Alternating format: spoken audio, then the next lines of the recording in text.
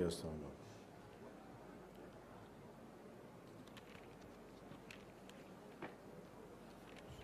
ఇది స్వాతంత్రం చాలా త్యాగాలతోటి సాధించుకున్నది. ఈ రోజున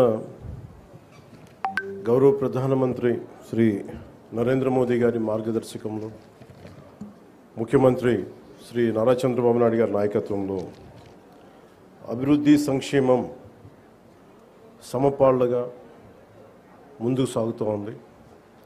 ఇచ్చిన హామీల ప్రకారం సూపర్ 6ని అమలు చేస్తూ మహిళలకి ముఖ్య ప్రాధాన్యత ఇస్తున్నాం. రాష్ట్రంలో తల్లికి వందనం పథకం ద్వారా ఈ ఏడాది 67.27 లక్షల తల్లులకి, మాతృమూర్తులకి 8,745 కోట్లు వారి అకౌంట్స్లో జమ చేశాం.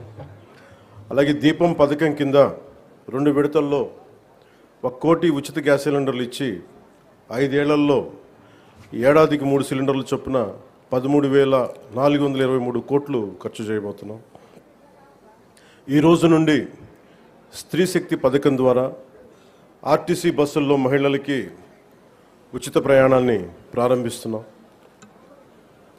పంచాయతీరాజ్ బాధ్యతలు స్వీకరించిన వెంటనే జాతీయ పండుగల నిధులను మైనర్ పంచాయతీలకి 100 నుంచి 10,000కి, మేజర్ పంచాయతీలకి 250 నుంచి 25,000కు పెంచి సర్పంచుల ఆత్మగౌరవాన్ని కాపాడాం. గ్రామ స్వరాజ్య సాధన లక్ష్యంలో భాగంగా ఒకే రోజు 13,326 గ్రామ పంచాయతీల్లో గ్రామ సభలు నిర్వహించి ప్రపంచ రికార్డు సాధించాం. పల్లె పండుగ ద్వారా 4,000 కిలోమీటర్ల సిసి రోడ్లు, 22,500 మినీ గోకులాలు, 1,00,000 నీటి కుంటలు, 15,000 నీటి తొట్లు పూర్తి చేశాం. పంచాయతీరాజ్ ఇంజనీరింగ్ డిపార్ట్మెంట్ ద్వారా 2,000 కిలోమీటర్ల బీటీ రోడ్లు, 14 కొత్త వంతెనలు నిర్మించాం. గ్రామీణ ఉపాధి హామీ పథకం ద్వారా 75.23 లక్షల ఉపాధి శ్రామికులకు గ్రామాల్లోనే ఉపాధి కల్పించి ప్రమాద పరిహారం 50,000 నుంచి 4 లక్షలకు పెంచాం.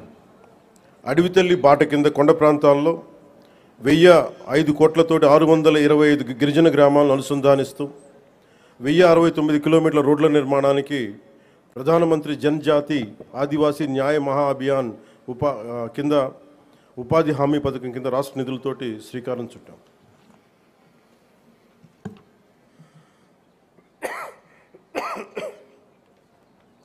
జల్ జీవన్ మిషన్ కింద 5 జిల్లాల్లో 5 కొత్త ప్రాజెక్టులని 7,910 కోట్లతో ప్రారంభించి 1,20,00,000 మందికి 30 ఏళ్ల పాటు తాగునీటి భద్రతని కల్పించబోతున్నాం. అటవీ విస్తీర్ణం 30% నుండి 37% పెంచే లక్ష్యంలో 1,00,00,000 మొక్కలు నాటి వీటిని QR కోడ్లతో ట్రాకింగ్ కూడా ప్రారంభించాం. ఏనుగుల బెడద నివారణకు కర్ణాటక నుంచి కుంకి ఏనుగులని తీసుకొచ్చి విజయవంతంగా ఆపరేషన్లు జరిపాం. ఎకో టూరిజం అభివృద్ధికి అరకులో వుడెన్ బ్రిడ్జ్ నగరవన యోజన కింద 1,122 కోట్లతోటి 61 ప్రాజెక్టులు చేపట్టాం. సైన్స్ అండ్ టెక్నాలజీలో విద్యార్థులకి ఫ్రూగల్ ఇన్నోవేషన్ కింద ప్రోత్సాహకాలు అందించే ప్రణాళికని సిద్ధం చేస్తున్నాం. ముఖ్యంగా కాకినాడ జిల్లా ప్రగతి నివేదిక, అన్నదాత సుఖీభవ, PM కిసాన్ పథకం ద్వారా 1,50,475 మంది రైతులకి 102 కోట్లు తొలి విడతగా జమ చేయడం జరిగింది. స్త్రీ శక్తి పథకం కింద మహిళలకు 187 ప్రత్యేక బస్సుల్లో ఉచిత ఆర్టీసీ ప్రయాణ పథకం ప్రారంభించడం జరుగుతోంది. తల్లికి వందనం పథకం ద్వారా 2,79,312 మంది విద్యార్థుల తల్లులకు ఖాతాలో ఒక్కొక్కరికి 13,000 రూపాయలు జమ చేయడం జరిగింది. అంతర్జాతీయ యోగా దినోత్సవంలో పాల్గొన్న 5,000 మంది యోగా శిక్షకులు, 8 లక్షల ప్రజలకు అభినందనలు తెలియజేస్తున్నాం. 2,69,148 లబ్ధిదారులకు ప్రతి నెల NTR భరోసా పింఛన్ల కింద 116 కోట్లు పంపిణీ చేయడం జరుగుతుంది. ఉపాధి హామీ పథకం ద్వారా 118.46 కోట్ల వేతనాలు, 93.46 కోట్ల మెటీరియల్ ఖర్చుతోటి గ్రామీణ అభివృద్ధి చేయడం జరుగుతూ ఉంది. గత ఏడాది 107 జాబ్ మేళాల ద్వారా 7,000 మందికి మన కర్ణాటక మన కాకినాడలో 7,000 మందికి ఉద్యోగాలు అవకాశాలు కల్పించడం జరిగింది. ప్రతి అసెంబ్లీ నియోజకవర్గంలో స్కిల్ హబ్, పార్లమెంట్ పరిధిలో జేఎన్టీయూ కాకినాడలో స్కిల్ కాలేజ్ ప్రారంభించడం జరిగింది. మాదక ద్రవ్యాల నివారణకు పాఠశాలలు, కళాశాలలు ఈగల్ క్లబ్లు ఏర్పాటు చేయడం జరిగింది. జల్ జీవన్ మిషన్ ద్వారా 497 కోట్ల వ్యయంతో ఇప్పటి వరకు 506 పనులు పూర్తి చేయడం జరిగింది. రోడ్లు భవనాల శాఖ ద్వారా 27 కోట్లతోటి రహదారులు గోతులు పూడ్చడం జరిగింది. గడిచిన ఏడాదిలో పిఠాపురం నియోజకవర్గంలో 308 కోట్లకు పైగా పనులు చేసి దేశంలోనే మోడల్ నియోజకవర్గంగా దాన్ని తీర్చిదిద్దుబోతున్నాం. వచ్చే 4 ఏళ్లలో మరింత ప్రగతికి కట్టుబడి ఉన్నామని మీ అందరికీ తెలియజేసుకుంటా ఉన్నాం. ఇంత అభివృద్ధిని మనం సాధించగలిగామంటే ప్రతిసారి కొన్ని చీకటి రోజులు వస్తాయి ప్రతి ఒక్కరికి. మన రాష్ట్రంలో 2019 నుంచి 2024 వరకు ఒక డార్క్ డేస్.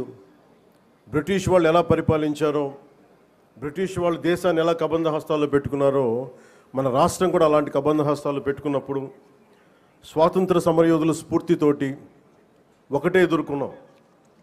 బ్రిటిష్ వాళ్ళు నేర్పించి వెళ్ళిపోయింది మనకి డివైడ్ అండ్ రూల్, మనల్ని విభజించండి పాలించండి అని. కానీ ఎలా మన కూటమి ప్రభుత్వం మన స్వాతంత్ర సమరయోధుల స్ఫూర్తితోటి యునైటెడ్ అండ్ రూల్, కలిసి ఉందాం, కలిసి పాలన చేద్దాం, ఇదే కూటమి ప్రభుత్వం తాలూకు ముఖ్య ఉద్దేశం. ఈ స్ఫూర్తిని మేము స్వాతంత్ర సమరయోధుల పోరాట స్ఫూర్తిని నుంచి మేము తీసుకున్నది.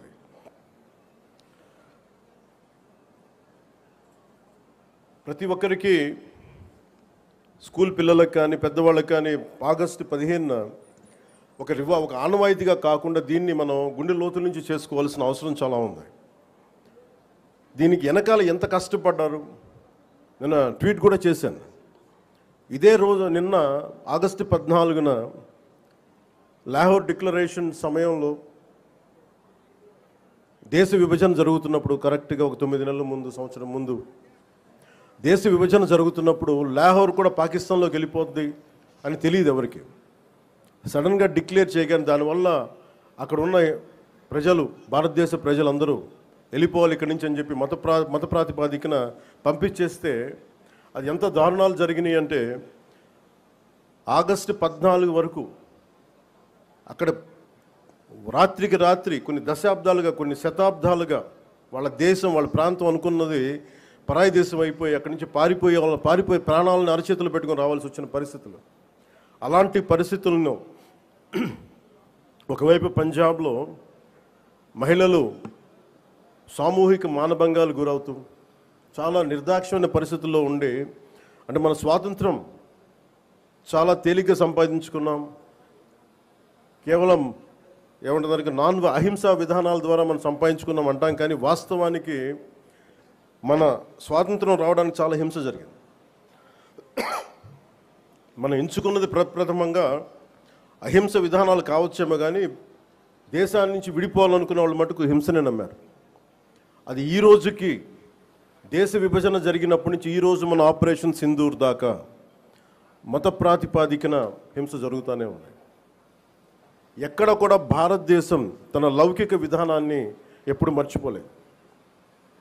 దేశ విభజన జరిగిన తర్వాత మనకి మతాన్ని సంబంధం లేకుండా భారతదేశ సార్వభౌమత్వాన్ని గౌరవించి లౌకికవాదాన్ని ముందుకు తీసుకెళ్లే ఉద్దేశంతో మనం మతాలకి సంబంధం లేకుండా ఒక అబ్దుల్ కలాం గారిని కానీ ఎవరినైనా సరే మనం ప్రెసిడెంట్స్గా తీసుకున్నాం, గుండెల్లోకి తీసుకున్నాం. కానీ ఇది పాకిస్తాన్లో లేదు. పాకిస్తాన్లో ఎవరిని కూడా ఒక హిందూ క్రికెటర్ కానీ ఉంటే వాళ్ళు వెళ్ళిపోయే విధానం కానీ, అలాగే ఒక హిందూ ఒక బలమైన స్థానాల్లో కనిపించే నాయకులు కానీ ఎక్కడ కనిపించరు. అంటే వాళ్ళు విభజన కోరుకుంది మత ప్రాతిపాదికన, కానీ దాన్ని మనం ఎప్పుడు అలా తీసుకోవాలి. మత ప్రాతిపాదికన 2 దేశాలు విడిపోయినప్పటికీ భారతదేశం అత్యధికంగా హిందువులు ఉన్నప్పటికీ కూడా అన్ని మతాల వారిని సమానంగా గౌరవించి ముందుకు తీసుకెళ్లే సంస్కృతి భారతదేశానికి. దీనికి లౌకికం విధానం అనేది ఈ సంస్కృతిలో ఉన్నది. ఈ సంస్కృతికి ఎవరు నేర్పించక్కర్లా, పరాయి వాళ్ళు నేర్పించక్కర్లా, యూరోపియన్స్ నేర్పించక్కర్లా, ఇది మన లోపల ఉంది. ఈ స్ఫూర్తిని మనందరం ముందుకు తీసుకెళ్ళాలి. అలాగే ముఖ్యంగా మహిళలకి త్యాగాలకి చాలా పెద్ద పీట వేయాలి అనేది మనస్ఫూర్తిగా మేము ముందుకు తీసుకెళ్తాం. అలాగే మనం ఇందాక మీకు ప్రారంభించి చెప్పినప్పుడు ఈ అభివృద్ధి కానీ సూపర్ 6 కానీ పెట్టుబడులు కానీ ఇవన్నీ రావాలి అంటే లా అండ్ ఆర్డర్ చాలా బలంగా ఉండాలి. లా అండ్ ఆర్డర్ బలంగా లేకపోతే వచ్చే దుస్థితి కానీ పెట్టుబడులు రావు. ఉదాహరణకి ఉత్తరప్రదేశ్లో యోగి ఆదిత్యనాథ్ గారు ముఖ్యమంత్రిగా ప్రమాణ స్వీకారం చేసిన తర్వాత 8 సంవత్సరాల కాలంలో అది 15 లక్షల రూపాయల కోట్ల పెట్టుబడిని ఆకర్షించడం జరిగింది. దానికి కారణం అంతకుముందు ఒక అన్రూలీ స్టేట్గా ఉండేది. పెట్టుబడులు రావడానికి సాహసించేవారు కాదు. కానీ ఆయన రాగానే ఆయన పెట్టింది లా అండ్ ఆర్డర్ చాలా బలంగా ఉండాలి. దానివల్ల ఈరోజున వాళ్ళకి 15 లక్షల పెట్టుబడి వచ్చింది. అలాగే ఆంధ్రప్రదేశ్కి లా అండ్ ఆర్డర్ చాలా చాలా క్లిష్టమైంది. అలాగే భవిష్యత్తుని పదే పదే ఈ కూటమి ప్రభుత్వం ఒక దశాబ్దన్నర ఎందుకు ఉండాలి అని అంటున్నానంటే సుస్థిరత ప్రజలకు ఇవ్వాలన్న ఒక ఉద్దేశం తప్ప పదవుల్లో కూర్చొని దీన్ని ఎంజాయ్ చేయాలి లేదంటే దీన్ని ఆస్వాదించాలన్న కాంక్ష ఎవరికి లేదు. కానీ ఈ దుస్థితి నుంచి ఎందుకంటే అనుక్షణం ప్రతిపక్ష నాయకులను చూస్తూనే ఉన్నారు. జాతీయ స్థాయి ప్రతిపక్ష నాయకుల నుంచి ఓడిపోతేనేమో సడన్గా ఓట్ చోరీ అంటారు. వాళ్ళు గెలిచినప్పుడేమో ఓట్ చోరీలు కనిపించే వాళ్ళకి. గత ప్రభుత్వంలో కూడా చూసాం. 2019లో వాళ్ళు గెలిచినప్పుడు మేము ఎక్కడా మాట అనలా. ప్రజలు తీర్పు ఇచ్చారు, దాన్ని గౌరవించాం. 2024లో 151 సీట్లు కూటమి ప్రభుత్వానికి ఇచ్చి 164 కూటమి ప్రభుత్వానికి ఇస్తే సడన్గా వారికి ఏమనిపించిందంటే ఇది ఓట్ల గురించి మన ఓటింగ్ మెషిన్లో తప్పు అంటాం. అంటే గెలిచినప్పుడు ఒక న్యాయం, ఓడిపోయినప్పుడు ఇంకో న్యాయం. ఇది రాష్ట్రం జాతీయ స్థాయి నుంచి రాష్ట్రం వరకు ఒకటే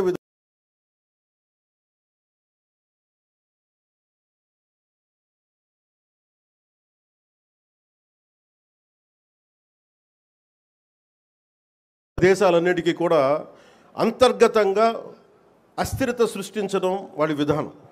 మనం దాంట్లో అంతర్జాతీయ కుట్రలో భాగంగా చూడాలి. ఇదంతా ఎప్పుడైతే భారతదేశం అంతర్గతంగా బలహీనపడొద్దో, ఒక కోటని దెబ్బ కొట్టాలంటే బయటవాడు కొట్టడం కంటే కూడా లోపల ఉన్నవాడు తలుపు తీస్తే వచ్చే నష్టం ఎక్కువ. అందుకని ఎప్పుడు కూడా విదేశీ శక్తులు అంతర్గతంగా ఎవరున్నారు భారతదేశంలో, వాళ్ళకి ఎలాంటి ఇన్ఫర్మేషన్ ఇస్తే బాగుంటుంది, వాళ్ళ ఎజెండాని వీళ్ళందరూ మోస్తున్నారు.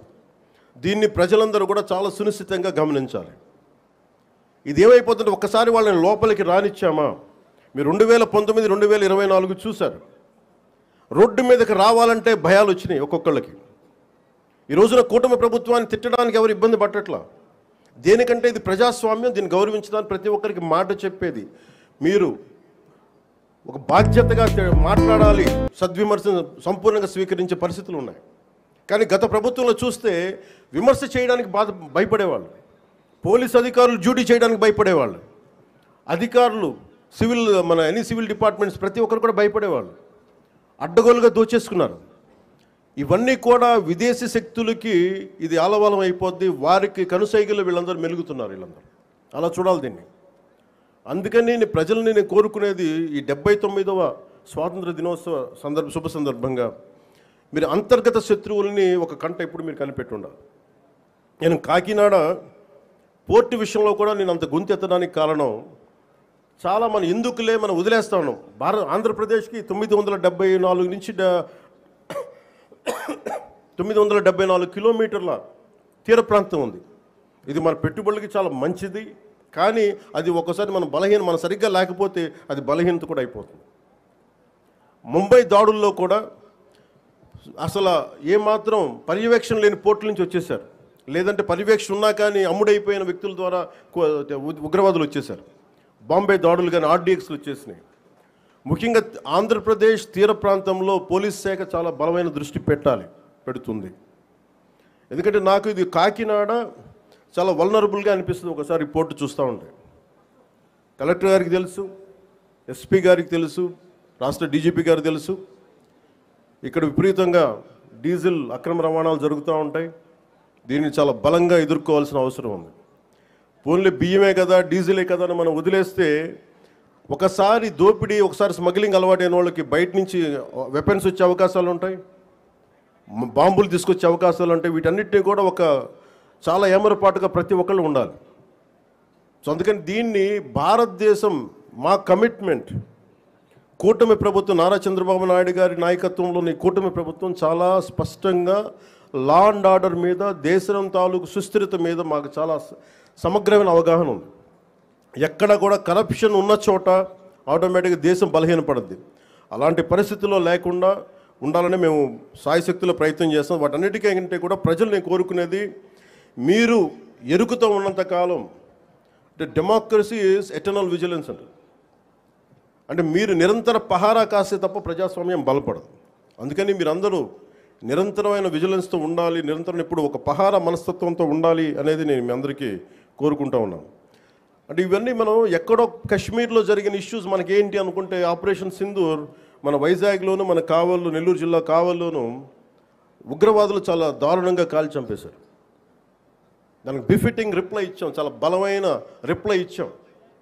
కానీ మనం పెట్టుకోవాల్సింది, మన లోపల ఉన్న దేశాన్ని సుస్థిరతని దెబ్బతీసే ప్రతి ఒక్క వ్యక్తిని కూడా మనం దృష్టి పెట్టాలి, దృష్టి సారించాలి.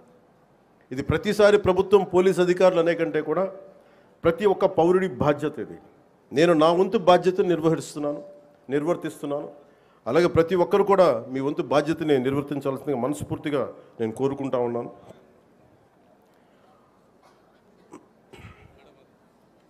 మీ అందరికీ కూడా మరోమారు మనస్ఫూర్తిగా మీ అందరికీ ధన్యవాదాలు తెలుపుకుంటూ, ఈ 79వ స్వాతంత్ర దినోత్సవం సందర్భంగా మరోమారు మీ అందరికీ శుభాకాంక్షలు తెలియజేసుకుంటూ సెలవు తీసుకున్నాను. జై హింద్.